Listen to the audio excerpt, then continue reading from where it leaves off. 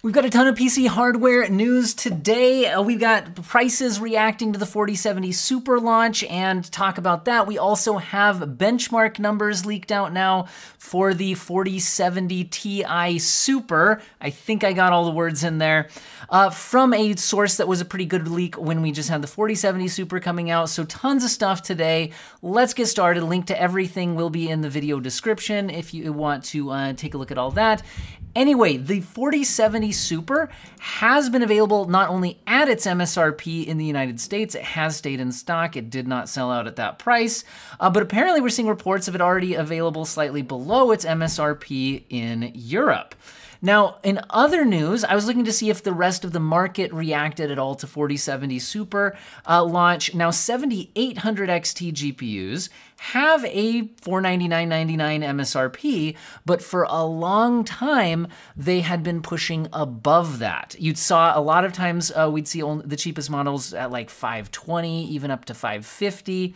But now it's looking like we're seeing some models in stock at the actual MSRP and more models available for only just $10 above that. So it is seeming like that may have helped push the 7800 XT at least back down to its MSRP. I'm hoping to see maybe it'll even get discounted below that. We'll have to see what happens. Now, the 4070 non-Super, I do now see some cards listed as low as $500 even. However, I'm not entirely sure that's legit pricing.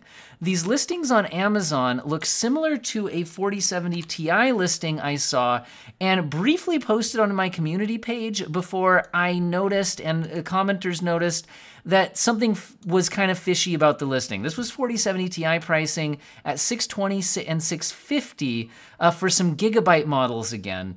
But what was weird is when I looked at the seller, it didn't say shipped and sold from Amazon. It actually left the seller field blank for me. Although my some of the commenters said it showed up as a Chinese seller, this sounded to me then a lot like the issues we were seeing with some Sapphire products on Amazon, where there were some scam sellers pretending that they had lower than expected pricing. So I'm not sure if these are legit reactions to the market. These all being gigabyte products too at these weird, like exactly even dollar amounts. Something seems a little bit fishy there. So anyway, thought I'd at least mention that, but again, so I'm not sure if these $500 4070s are legit. My gut feeling is no. We're still, but anyway, the 4070 has been pushed to its official MSRP of $550 with a couple models at least below that. I think the Zotac one up for $535 at least is legit. AMD's 7900 XT also reacted in pricing and has some models available as low as $710, which I've discussed in a previous video. Now, that's probably in reaction to our upcoming 4070 Ti Super, which is expected at $800. And so how good is it? Well, videocards.com is at it again. When the 4070 Super launched, videocards.com published 3D Mark results stacked up against similar products from the 40 series. And those numbers did end up seeming to be legit once we actually got reviews published the next day. So with a good track record, let's take a look at the videocards.com article we've got here. Again, all links will be in the video description. So they're summarizing the results as the 4070 Ti Super is 8% faster on average than the 4070 Ti non-Super. Just as a reminder, because I know there's a lot of new GPUs coming out here and the naming schemes are like 4070 Ti Super and there's a 4070 Super and a 4070 Ti, and I get it, that's a lot. So to be clear, the original 4070 Ti had an $800 MSRP. It was a 12 gigabyte graphics card. It will now be replaced. So once these sell out, they are gone. It will be replaced by the 4070 Ti Super, which is a 16 gigabyte graphics card. And the claim in this videocards.com post is that it is 8% faster on average than the original 12 gigabyte 4070 Ti, and it should be coming in at that original MSRP of $800.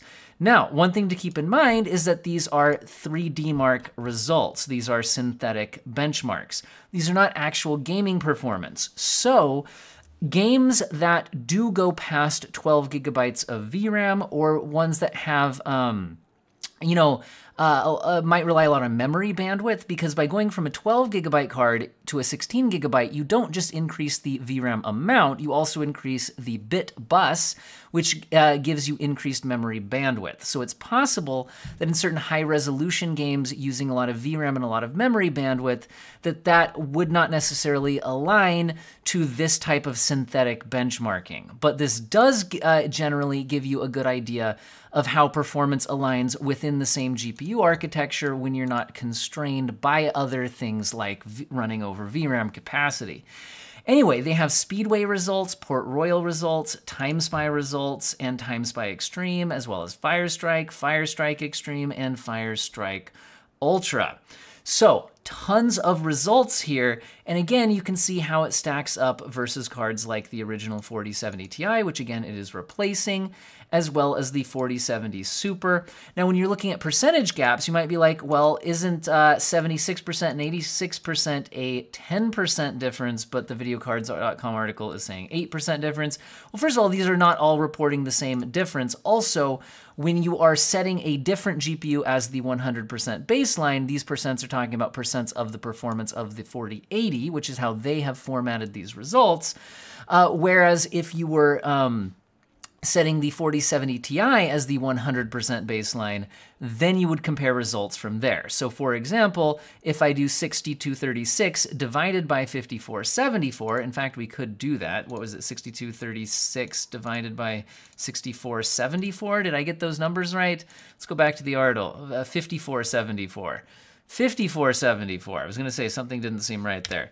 We're seeing like a 14% scaling there, 6236, 5474. So in that result, it's actually a larger gap, but then in like Port Royal, you might see smaller. Anyway, so you get the idea. So these are the overall results we're seeing. What do I think about that? Well, I think a lot of people were hoping that the 4070 Ti Super would get us something pretty close to the original 4080, given that it is using the same GPU die, albeit cut down a bit, and it does get us to that 16 gigabytes of VRAM. So I think the increase over the 4070 Ti non-Super is perhaps a bit less than what some people were hoping for. And so that is definitely something to keep in mind. Although, again, it is coming in at the same MSRP. And really, what was the main problem with the 4070 Ti? I think the main problem with the 4070 Ti was it actually had two problems. It was priced too high, and it only had 12 gigabytes of VRAM.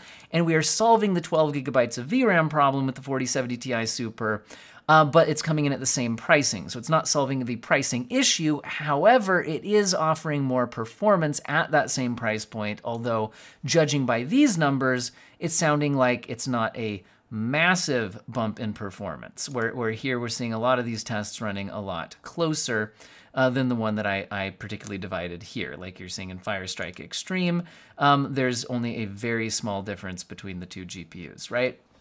So again, depending on how much the game needs the memory bandwidth and VRAM, will probably be kind of the deciding factor there. So 4070 Ti Super, it is more performance at the same price, and I think getting that additional VRAM and memory bandwidth at least helps.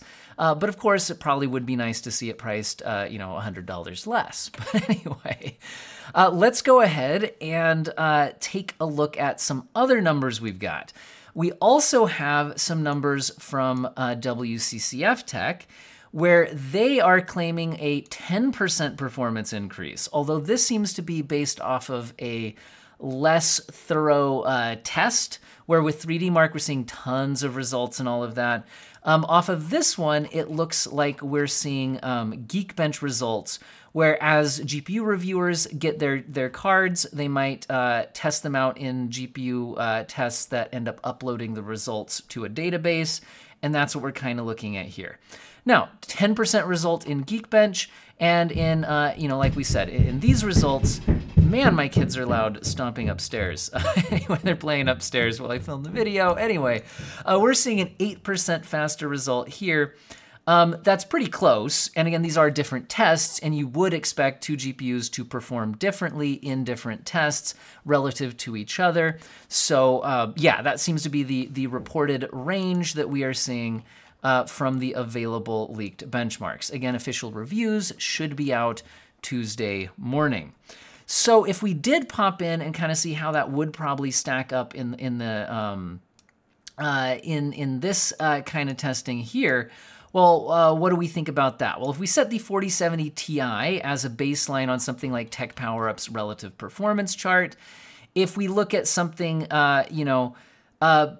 like, would that put it to, 3090 Ti levels of performance? I mean, if it's, 8 to 10% faster than a 4070 Ti, we'd be kind of right around there. But notice that is definitely falling short of the original RTX 4080, which again will also be being replaced by the 4080 Super, 2 weeks from now. Although that one will be the smallest performance uplift based on the specs that we've been given from NVIDIA, where the 4080 versus the 4080 Super should be like extremely close spec-wise, like within 5% of the spec, which might be only within like 2 to 3% of the performance. Anyway, let's move on to some other news articles. AMD is starting to get a lot of FSR 3 out there now. So we had originally seen FSR 3 launch in just a couple of games, and then we saw nothing for a while, and there were some issues with like variable refresh rate support and things like that. And then later on, we got an implementation in Avatar Frontiers of Pandora, which while its frame pacing and variable refresh rate support isn't perfect, it is certainly improved over that original version we saw. And this is the version where we then saw an open source launch of FSR 3.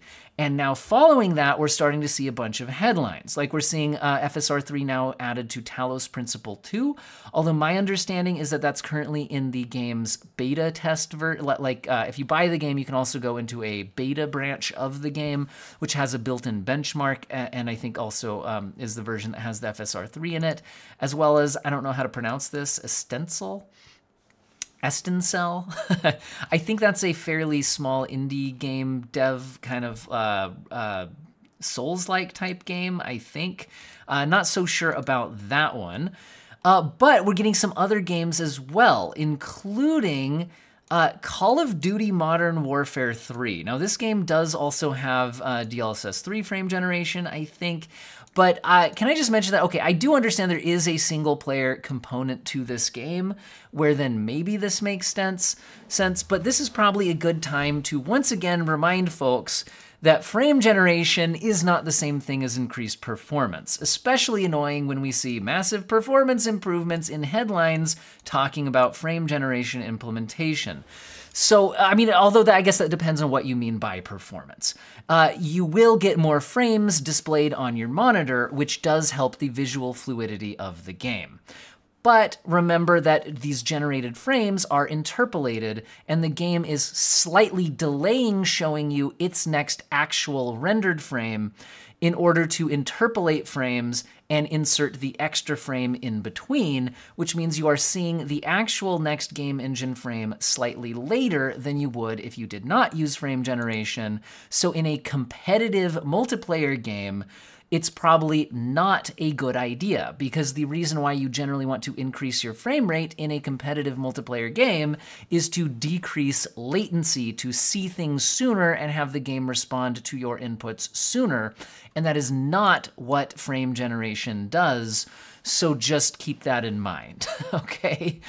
Anyway, if we want the full list of FSR 3 games, we now have the original two, Forspoken and Immortals of Aveum, which came out on the 29th of September. Then we had Avatar Frontiers of Pandora hit on December 7th. And then a week later, we had Like a Dragon Gaiden, The Man Who Erased His Name. Now, I have tested all of those on my channel, But while I've been busy benchmarking a whole bunch of graphics cards lately, I haven't had a chance to take a look at all of these ones that have launched recently. It looks like on January 11th, we got Motor Cubs RC, and now on the 17th, that's when we got COD Modern Warfare 3. Then on the 18th, we got Farming Simulator 22, and on the 19th, Talos Principle 2 and Stencil. So we're now starting to see a rapid increase in the number of FSR 3 games, as well as the fact that there's a bunch of mods out there, one of which I have tested on the channel to add FSR 3 into games that have DLSS and things like that. So anyway, I'm excited to see this technology start to proliferate, because I think it's good for AMD users as well as NVIDIA users who aren't on the 40 series. But anyway, like I was saying though, just keep in mind what this is, right? It's best used in single player games when you already have a high enough base frame rate so that your latency will still feel good. And also the lower your base frame rate is, the larger difference there is between the two frames it's interpolating, so the more image quality issues you'll have with interpolation artifacts and things like that. But I've seen a lot of people react very differently to what base frame rate is a good base frame rate to use this on. I see some people perfectly happy using it going from 40 FPS to 60, whereas for me, that's pretty bad. For me, if I'm going from 60 and then boosting frame rates from there, that feels pretty good to me in most single-player games. And I've seen other people say that they can't stand it unless they have like 100 FPS to start with. So a wide range of opinions on frame generation, as usual, but it is cool to see the technology spreading, and we'll have to see where it goes from here. Now, don't forget that the AMD, and in other AMD news, there is an AMD GPU launching next week as well. It is the 7600 XT 16GB version, which in addition to doubling the VRAM capacity of the original 7600, it's also increasing the clock speeds. Although it is still using the same GPU die, so it has the same amount of compute units and all of that. So basically, it's just a overclocked RX 7600 with double the VRAM capacity. I'll be interested to see how this plays out in the actual market, where its pricing ends up settling, and things like that. It'll be pretty interesting to see, especially how it stacks up against stuff like the 6700 XT. Anyway, it's looking like ASRock is showing off some of its models, as well as a 7900 GRE, and that one is in Europe. Now, I've had people on my channel commenting that they'd like to see the 7900 GRE tested against cards like the 4070 Super. I would love to, however, I can't find any for sale in the United States at all. These cards are not officially supposed to be available on the do-it-yourself market to buy just the GPU itself. These are cards that are supposed to be exclusive to system integrators. In other words, that they're for pre-built systems, and then you kind of have to, but that doesn't mean some of them don't end up being sold on the DIY market. But if I just go to Newegg or Amazon or something like that, I haven't been able to find a 7900 GRE for sale in that capacity. But I've been hearing that in Europe, the pricing on these and their availability has been becoming interesting. So certainly something to keep your eye out if you are in those markets. Anyway, these are what those ASRock products are looking like. But let's go ahead and move on in the topic of GPUs and different cooler models and everything. We are seeing a whole bunch of interesting stuff. Speaking of 4070 Supers, for example, it's looking like Gigabyte is offering their, I don't know how to pronounce, is it Aorus? Aorus? Whatever. Their Aorus Master, I'm going to go with, version has the TDP boosted to 350 watts. If I remember correctly, the Founders Edition and reference spec is 220 watts. That is a massive increase. And I'm curious because when you just looked at the spec increase over the 4070 non-super, it certainly seemed like the fact that it was getting 20% more cores, but not 20% more power on its TDP rating, and then not always achieving a 20% performance boost, certainly begged the question, if we just rammed a lot more power into this thing, could you get those extra cores to give you some more performance?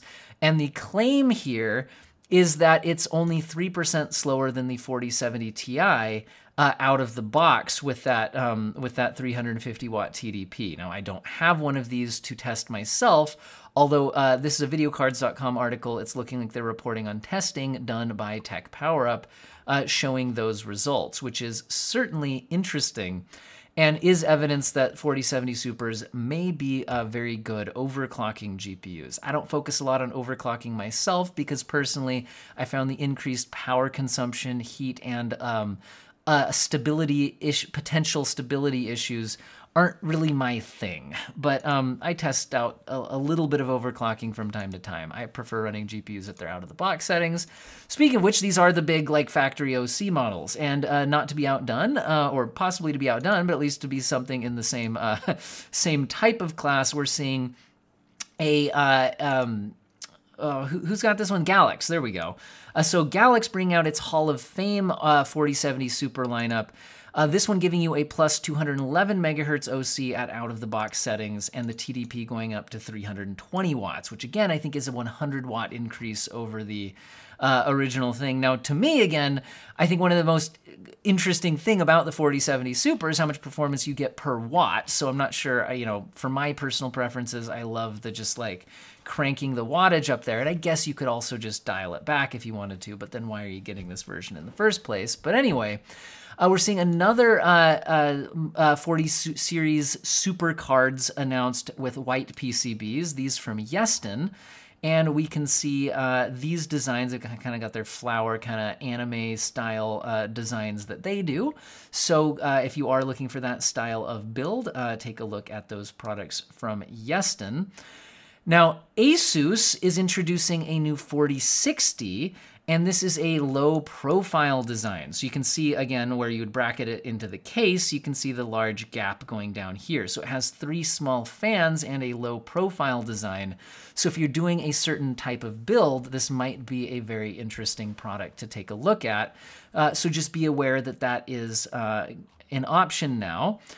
But also, we do have some other low-profile cards available. It's looking like Sparkle is introducing some Intel Arc A310 and A380 low-profile GPUs for 2024.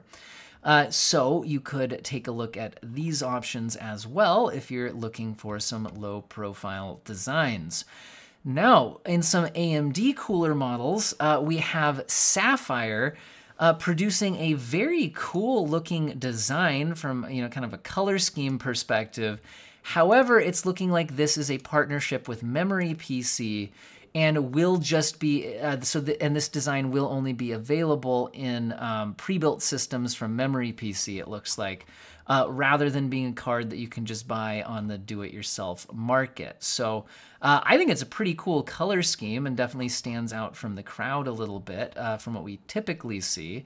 So I'm a little bit disappointed we're not seeing that outside of these system integrators. But anyway, we're seeing in China that some 4080 mobile GPUs and 4090 mobile GPUs are being sold as desktop GPUs. It looks like there's some kind of a market in China for taking these laptop GPUs and putting them onto a fairly cheap PCB and cooling setup, since the laptop models are going to be running at a lower power consumption level than what you would get on the actual desktop products. And then I guess there must be some sort of margin to be made as you're doing that. So that's certainly interesting. I'm curious how that plays into with the normal driver situations, if you're needing to use some kind of different drivers or if they would run on normal drivers. I don't know exactly how that works. But anyway, that's kind of an interesting story. Now, moving on to a handheld gaming PC that I reported on a week ago with the One X Player. This was one of the ones that's interesting in that it's coming with Intel's Meteor Lake rather than AMD's APUs, which is what we usually see in the handheld gaming PCs.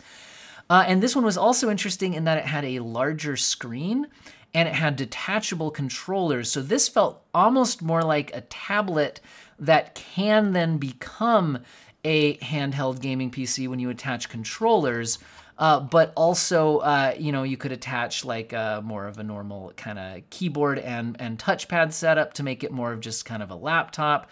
So the idea is that this isn't quite as limited to the handheld gaming setup as some of the other devices. Whether this is something you're interested in or not, I don't know. But last time I reported on it, we didn't have pricing. It looks like pricing is starting at $859 US. If you look at the actual listing right here, it looks like there's a few different options available. Some of them have increased storage capacity and increased RAM capacity, going from 16 to 32 to 64. And the storage capacity is going from 1 terabyte to 2 terabytes to 4 terabytes. But additionally, there's also the One X GPU. Now, I was trying to figure out what GPU was in it. I was having trouble sorting out an answer to that. Perhaps I just missed it. But it is a basically an external GPU, so you could dock the thing and get a lot more gaming performance out of it when it's docked, basically. Although that certainly has a dramatic increase to the price as well when you compare those models. So hopefully you got a good GPU in there. We'll have to see. Now, in more of the gaming side of the news for PC gaming, we are seeing Palworld absolutely crushing it. So this game has been out for 40 hours and has sold over 3 million units and broke 1 million concurrent users on Steam, surpassing Elden Ring's record. So that is absolutely crazy numbers for this game. I haven't played it yet. I'm getting the impression that it's kind of a Pokemon-style game or something like that, apparently, but with guns. So I'm gonna need to take a closer look at this game, I think, because apparently people are loving it, although I also understand, I think it's still technically early access. I tend to not do like performance testing on my channel for early access games, although this one is kind of just seeming so popular that, you know, it might be worth taking a look, but I'm kind of buried in benchmarking right now for GPU launches, so I don't know. Is there any interest in me taking a look at Palworld? In other PC gaming software updates, Starfield has now launched a new update, although it's currently in a beta branch. So if you have it on Steam, you can go into your options and sign up for the beta version of the game. And that apparently comes with some improved visuals, as well as some fixes for certain FSR and DLSS artifacts, as well as a bunch of Quest bug fixes. I didn't see any mention of FSR 3 frame generation being added yet, although it is a game that I think has promised that in a future patch. Apparently this is not that patch as far as I can tell. Now, in other news, you may have watched the recent reveal trailer for the new Indiana Jones game, and it looks like Digital Foundry's John Linneman has spotted in the footage this in the taskbar, which is id Tech logo, which means that the game is probably running on id Tech, which is interesting because, you know, again, I'm a big fan of seeing a variety of game engines out there because not everything needs to move to Unreal Engine, right? And with so many games reporting that they're moving to Unreal Engine 5, I like to see some other game developers out there doing their own thing. So good to see that. Now, in a game that is, I think, Unreal Engine 5, Stalker 2 has a final release date set, which does mean it's a delay from where we had previously had a release date set, but it looks like September 5th is the final release target. So we'll have to see how that goes. They do have a bit of a statement talking about, you know, the reasons for the delay, getting the game up to the specs they want it to be. If I remember correctly, isn't this like a Ukrainian game developer? So that whole war has probably caused some issues with the game development process. And I'll close with this. It looks like Sandland has some official PC system requirements available and will be launching in April.